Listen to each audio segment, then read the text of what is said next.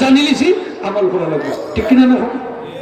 সব কিছু তা হাসরের ময়দানের আর আমি যাইতাম পারলাম না, আল্লাহ বিচার করবা আমার আল্লাহ। ইয়াউমা ইয়াফিরুল মারউ মিন আখিহি ওয়া উম্মিহি ওয়া আবিহি ওয়া সাহিবাতিহি ওয়া বানিহি লিকুল্লি ইমরিইন মিনহুম শাআনুন ইউগনিহি।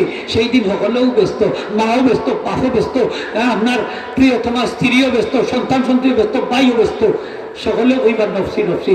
একমাত্র নবী মুহাম্মদুর রাসূলুল্লাহ বলবা উম্মতি উম্মতি উম্মতি উম্মতি, আল্লাহ আমার উম্মতকে বাঁচাও, আমার উম্মতকে বাঁচাও, আমার উম্মতকে বাঁচাও। জিয়া হবে সুবহানাল্লাহ। হযরত আনাস ইবনে মালিক ফরমায় ইয়া রাসূলুল্লাহ সাল্লাল্লাহু ময়দানে মাশরে কোটি কোটি মানুষ থাকবো, সেই দিন আমরা আপনারে আমরা পাইবো কিভাবে? নবীজি ফরমায় আনাস রে, যদিও কোটি কোটি মানুষ থাকবো, তুমি আমারে তিন জায়গা তালাশ হইল। ইনদা সিরাতে, ফনসিরাতের মুখে আমারে তালাশ হইল। আমার কোন উম্মত যদি ফনসিরাত পাড়ি দিতে আটটা পড়ে যায়, আমি তারা উদ্ধার করি জান্নাতের মধ্যে উঠাই দেবো। হযরত আনাস রে ফরমায় আনাস ওয়া ইনদাল মিজানে, তুমি আমারে মিজানে দাঁড়িপাল্লার নিকটে আমারে তালাশ হইল, আমি দাঁড়িয়ে থাকবো নবী, আমার কোন উম্মত যদি আটটা পড়ে যায় আমি তারে সাহায্য করবো। হাদিস শরীফ আইছে, বিশেষ করে তাফসিরে কুশাইরি রাদিয়াল্লাহু কুশাইরি বলছেন যে নেকি এবং বদি যখন ওজন দেওয়া হইব, দেখা যাইব এক ব্যক্তির নেকির পাল্লা হালকা হয়ে গেছে, বদির পাল্লা ভারী বন্ধা জাহান্নামী। সেই বিপদে নবী মুহাম্মদ সাল্লাল্লাহু আলাইহি ওয়াসাল্লাম ছোট্ট খণ্ড কাগজে দুরূদ শরীফ লেখা তার নেকির পাল্লাটাকে দিবা, নেকির পাল্লাটা ভারী হয়েছিল, সে জান্নাতে হইল। জিজ্ঞেস করবো আপনি হে নবীজি ফরমাইবা তুমি দুনিয়ার থাকতে যার উপরে দুরূদ শরীফ পড়ছিলে আমি সেই নবী মুহাম্মদ রাসূলুল্লাহ, তুমি জীবনে একবার মাত্র আমি নবীর উপরে দুরূদ শরীফ পড়ছিলাম, ওটা আমার কাছে আমানত রাখছিলাম, আর এই আমানত দিয়ে আজকে আমি তোমাদের সাহায্য করি। জীবনে কয়বার দুরূদ শরীফ পড়ছেন? একবার। তো শতবার হাজারবার পড়লে কি নবীজির কাছে আমানত থাকুনি না থাকতো না? নবীজি আমরা কিয়ামতের দিন সাহায্য করতে পারবানি না পারতো না? আরো যদি হতে পারবানি না পারতো না? নবীজি শাফাআত লিআলিল কাবাইর মিন উম্মতি, নবীজি ফরমায় আমার শাফাআতটা কিয়ামতের দিন আমার গুনাহগার উম্মতের জন্য রিজার্ভ। নবীজি ফরমায় লিকুল্লি নবীন দাওয়াতুন মুস্তাজাবাতুন, প্রত্যেক নবীর দোয়া মুস্তাজাব। ওয়া ইন্নী ইখতামাতু দাওয়াতি শাফাআতান লিউম্মতি ইয়াউমাল কিয়ামা, আর আমি আমার মুস্তাজাব দোয়াটা রিজার্ভ রাখি দিয়েছি কিয়ামতের দিনের জন্য, আমার উম্মতের জন্য। সুবহানাল্লাহ। নবীজি শাফাআত করতে পারবা, কিয়ামতের দিন আপনার সাহায্য করতে পারবানি না পারতা না? পারবা। ময়দান আসলে এই অবস্থার দিকে আমি যাইয়ের নাম দোয়া করিলিম। নবীজি শাফাআত ভাই হল দুস্থ হল আহলে হাদিসের বিশ্বাস হইল নবীজি বলে কিয়ামতের দিন আমরা শাফাআত করতে পারতাম না। নাউযুবিল্লাহি মিন যালিক। নবীজি বলে নফসি নফসি করবা, করবানি নবীজি নফসি নফসি, সব নবী রাসূলের নফসি নফসি করবা, একমাত্র আপনার নবীজি করবা উম্মতি উম্মতি। আমার নবীজি বলবেন আনাসে আমারে তালাশ করে ওয়াইন্দাল হাউদে, হাউজে কাউসারের নিকটে। সুবহানাল্লাহ।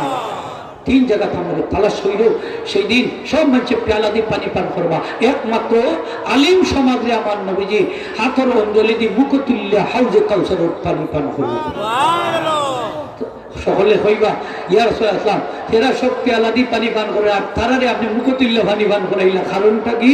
বলে কারণ হইল এরা দুনিয়ায় থাকতে দিন চর্চা করছই, দিনের প্রচার প্রসার করছই, মানুষের দিন শিক্ষা দিছই।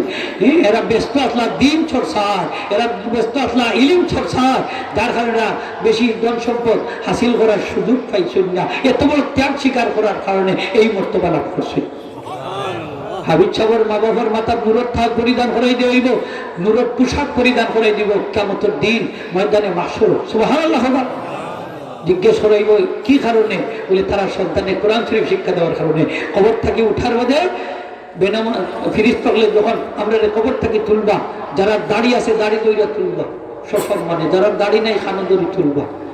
নামাজি হলোর কপালের মধ্যে দুলাবালি লাগাই থাকবো, বেনামাজির কপালে কোনো দুলাবালি নাই। ফিরিস্তা হলে দুলাবালি পরিষ্কার করার লাগে নিবা, আল্লাহ বলবা দুলাবালি পরিষ্কার হইল না, যাবত না বেনামাজি আর নামাজির মধ্যে পার্থক্য সূচিত না হয়। সুতরাং যারা নামাজ পড়বা কপালে দুলাবালি লাগা পালানি না বালা না।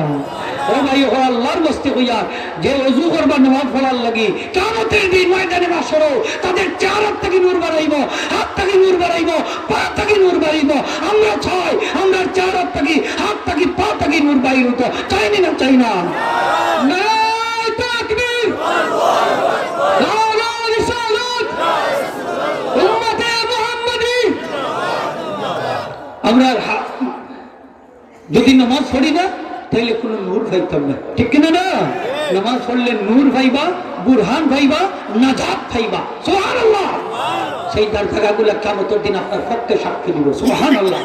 সাক্ষী দিব। ও বেনামাজি যারা আছো ভালো করে বুঝো, তোমরা চেহারা থেকে নূর বাড়াইতো না, থাকি নূর বাড়াইতো না, পা থাকি নূর বাড়াইতো না। সামান্য ঠান্ডারে ভরাইয়া নমাজ ছাড়ি দিছ, সামান্য খাদের লাগি নমাজ ছাড়ি দিছ, সামান্য ব্যস্ততার লাগি নমাজ ছাড়ি দিছ। আল্লাহর দোয়াই দিয়া হইয়া তোমরা চেহারার থাকি নূর বাড়াইতো না, হাত থাকি নূর বাড়াইতো না, পা থাকি নূর বাড়াইতো না। তোমরা ডাইনা তো আমল নামা দেওয়া হইতো না, ঠিক কি না? ডাইনা তো আমল নামা চাইলে কিয়ামতের দিন নামাজ পড়া লাগবো না, লাগতো না।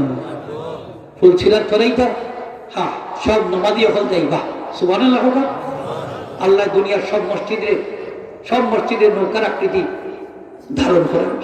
নৌকা নৌকা কিয়ামতের দিন নৌকা পাইবা, কিতা পাইব? তবে সব নৌকা মানে মসজিদ, সুবহানাল্লাহ। কাবা শরীফে সব মসজিদের ইমাম বানাইবা, সব মসজিদে কাবা শরীফের সাথে আল্লাহ সংযুক্ত করে দিবা। টেইনর বগিল্লাহান হইবে গাঁও ফুলছিলার পাইয়া জান্নাত। সব মসজিদে হলে হইবা আল্লাহ মুসল্লি ছাড়া যাইতাম না, আল্লাহ পারমিশন দিবা। সব মুসল্লি মসজিদের ভিতরে ঢুকেছে, সুবহানাল্লাহ। তারা মসজিদের ভিতরে অবস্থান করবা, আর মসজিদ হলে ফুলছিলার পাড়ি দিয়ে জান্নাতে পৌঁছাই দিবে।